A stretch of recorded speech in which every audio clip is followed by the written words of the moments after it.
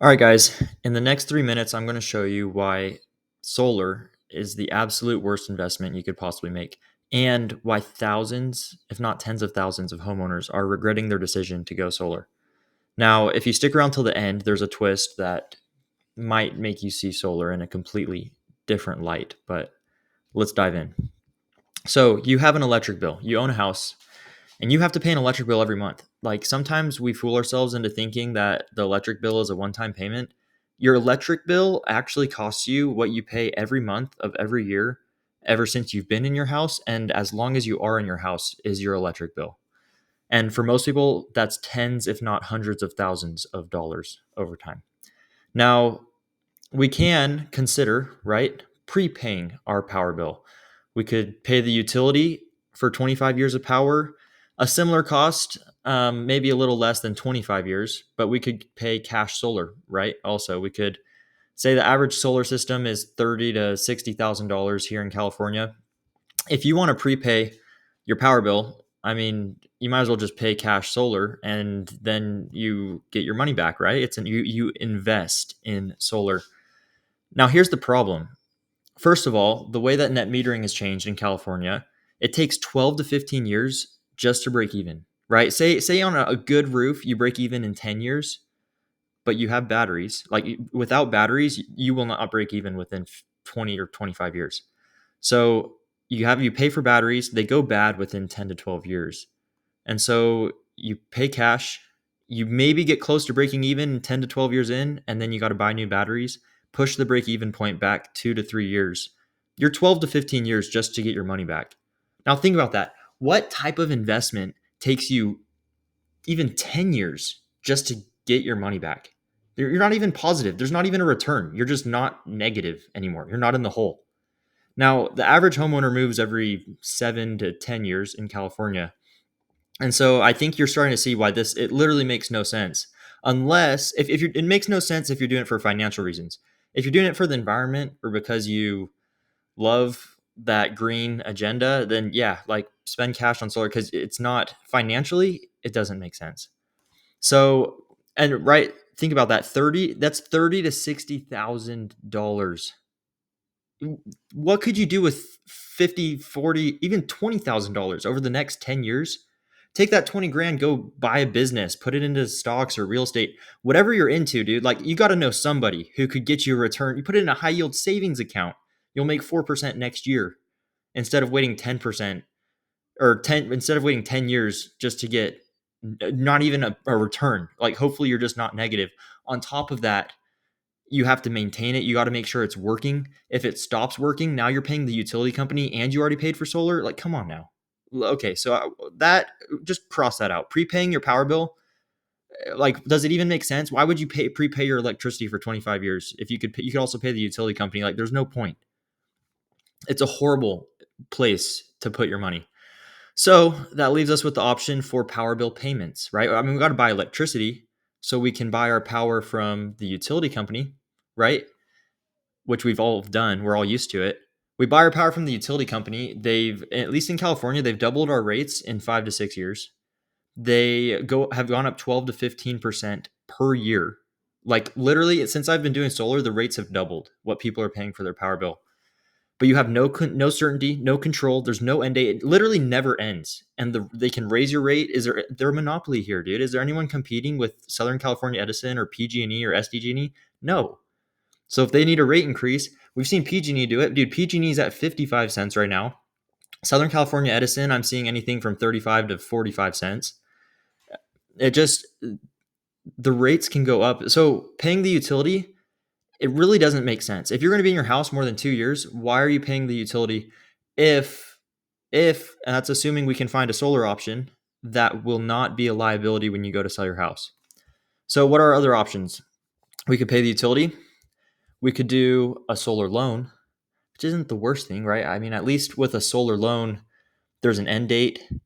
There's supposedly warranties, which hopefully your company's around to honor those warranties. Solar companies don't get paid to honor warranties. Like they don't make money when your stuff doesn't work and they come out and fix it. Nobody pays for that. And so what you got to ask yourself, how much of a priority are you to your solar company if they don't get paid to take care of you?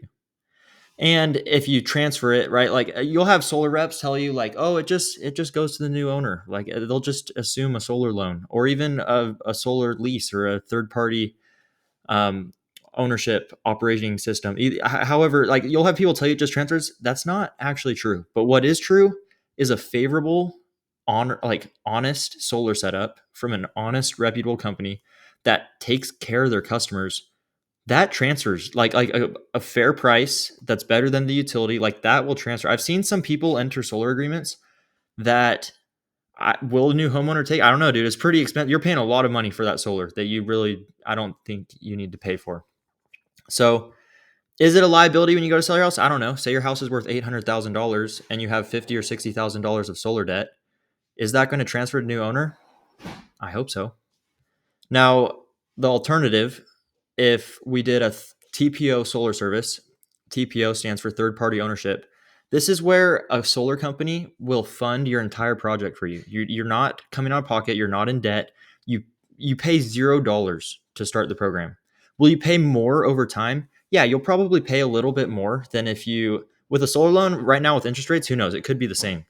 But if you were to pay cash now versus TPO solar service, yeah, you might. Well, for sure, you would pay less cash dollars now than you would over the course of 25 years. Just like the one finance class I took in school, and I learned the time value of money. I guarantee that $30,000 in your bank account that you can go put into a real investment is worth a lot more than spending. Say the solar system costs you 30 grand cash, and it's $50,000 over the course of 25 years, broken up, right? To do a solar service, it makes so much more sense to go and put that money into an investment, your cash, and then let a solar company that's in the business of funding these projects for you. They'll lower your power bill. They'll make it predictable. They'll make it certain, like you know exactly what your power bill is every month of every year. The solar company, they fund the whole project. They put solar on your roof, and then you now buy your power from the solar company instead of the utility company.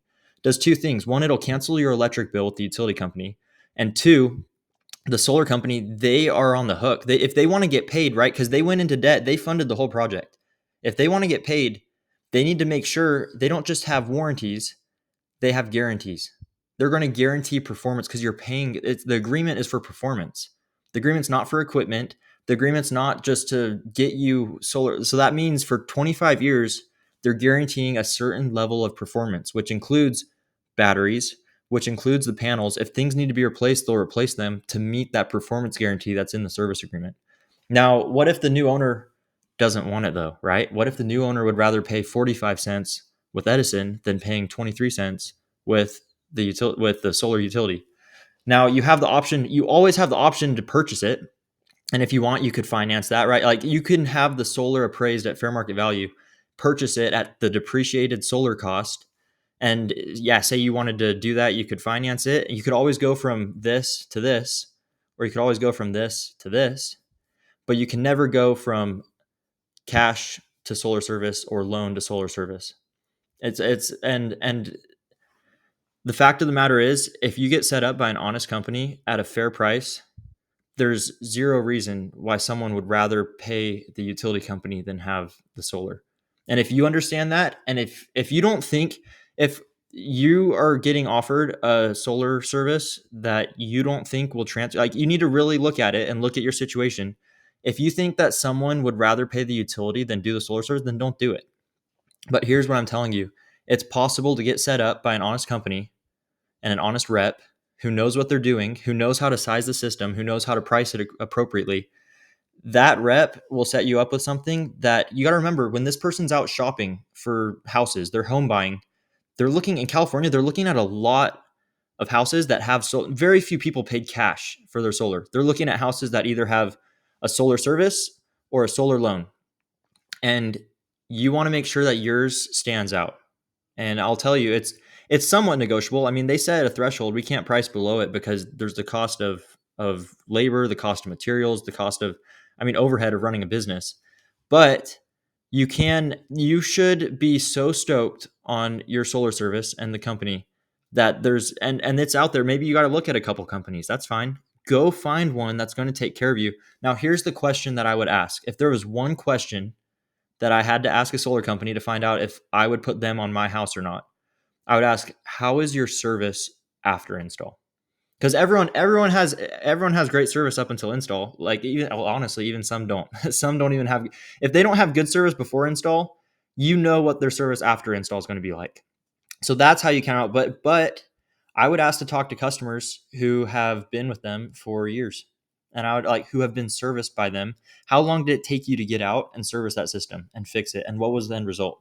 And how did your customer feel about the communication? And the communication, that's another big thing. Communication, service after install, and I mean service before install. Obviously, if it's bad, that's a red flag from the start.